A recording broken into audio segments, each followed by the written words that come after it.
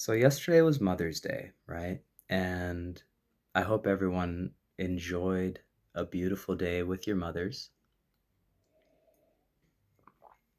And I read a few posts yesterday that really brought me into a state of gratitude for my mother, my mom, and my dad, but specifically, right? It was Mother's Day.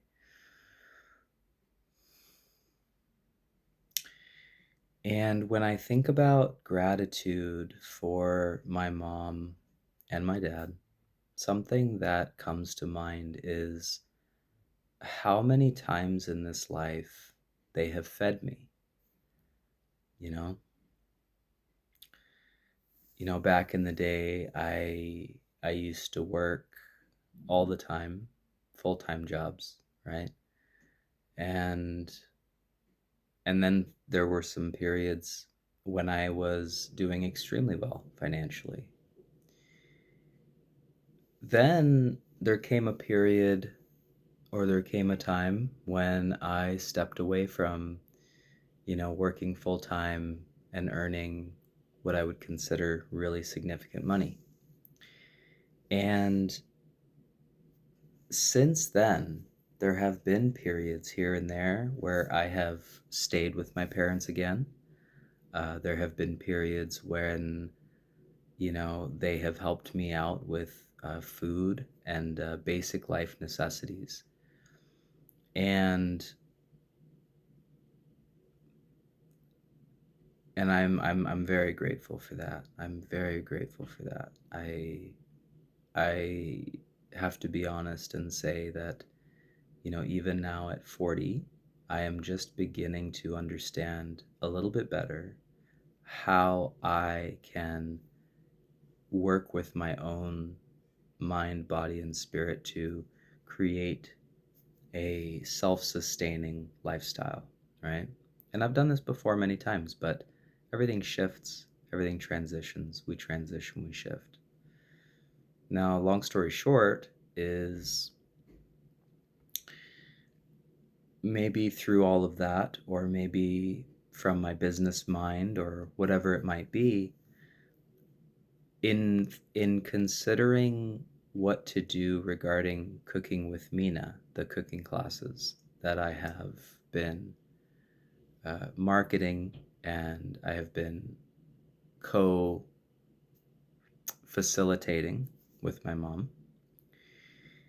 Obviously, with her 45 plus years of passionate cooking, um, she takes, the lead on cooking, right? On those recipes, on the vegetarian recipes.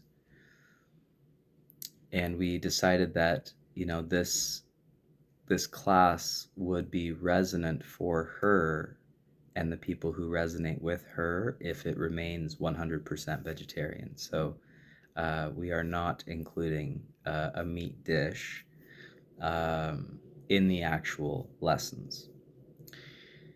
I may end up doing my own classes at some point uh, that do include meat because that resonates for me.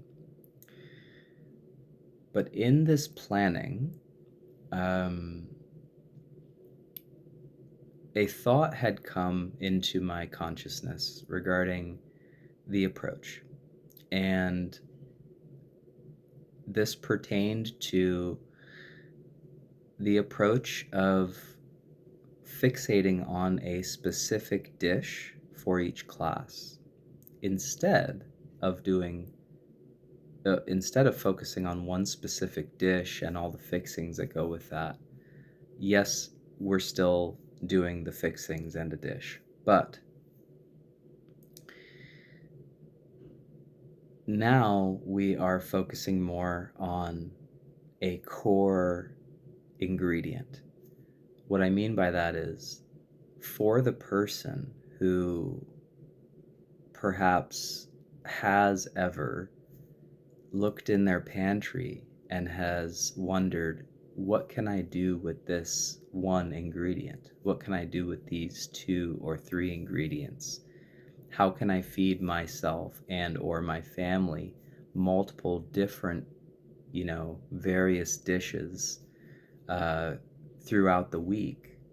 Maybe the budget is tight for a week, before payday or whatever it might be. And perhaps you still crave variety, right, in your diet. Um, this is the thought that came. So, the way that this is manifesting is for this upcoming class, but for example, we wanted to do chole, right? Which is a classic North Indian dish. It's a garbanzo bean curry with, you might have tried it at an Indian restaurant or home or function with perhaps a tomato base, right? We will make it that way. We will also make it with another base. We will make it with a coconut base, right? Then we will make a third that has all of the ingredients and everything ready for it to be hummus. We will cook it up to eat as first off as say a soup, and then it will already be ready so that if you want to blend it or put that in a food processor, now you've got hummus. And in my mind, this is the type of approach that can benefit any budget.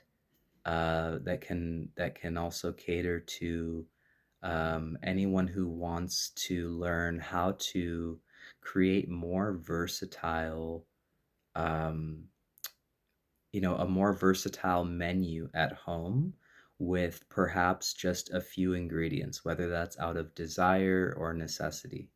Either way, I see that providing a lot of value. And I look at, even in my own case, there have been many times where knowledge like this has been very beneficial. I think about the times when I've made dal, with different types of lentils and spices and vegetables and onions and garlic and all that good stuff. And then where I made a small shift to, change that palette a little bit and have that same food last for a few more days.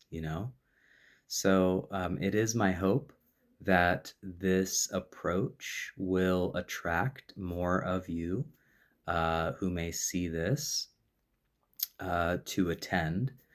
Um, Yes, there is a charge for it. I understand if that makes you feel any type of way about the motive, but everything costs money. Food costs money. Our time is, being given, being invested into creating this value.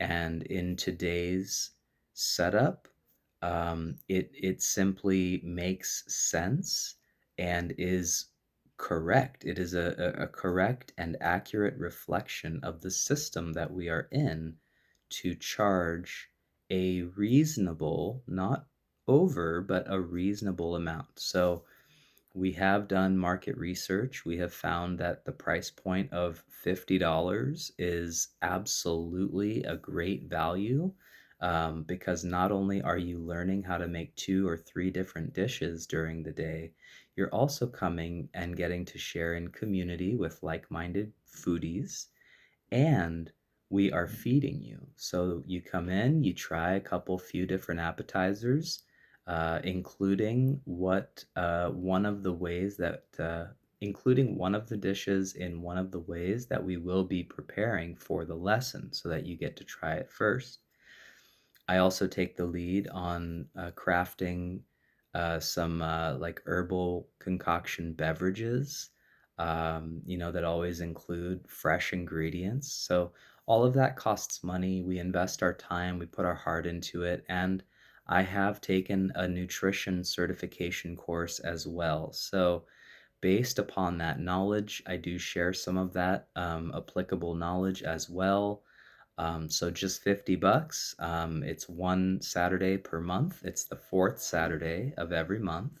And it is here at the Raja Prana house at my parents' house. So 10 people is a full house. We are of course, prepared for, to open up the home and share some lovely moments around the table at this gathering. And I highly encourage you to attend. Um, there's been a lot of people who have come and really uh, met some people that they're still in touch with, friends now. Several of the people who have come have written, detailed notes and have made the recipes later and shared how amazing that was for them and their families. Several of the recipes have been kid friendly as well. Mom is always cognizant of that. I'm always considerate in that respect as well. We want, and we both have a heavy cooking background, right? I had a catering company. I created a wellness program centered around healthy eating for a manufacturing company. Lots and lots of food service. Dad has a deli. Mom and I have both been involved in various ways to different extents, different locations. I mean, the food knowledge, the herbal knowledge, the wellness knowledge, it goes deep in our family. So certainly you are buying in to a pretty great um, community as well. So we do hope to see you guys here. I appreciate if you watched this video, and I welcome any questions you might have.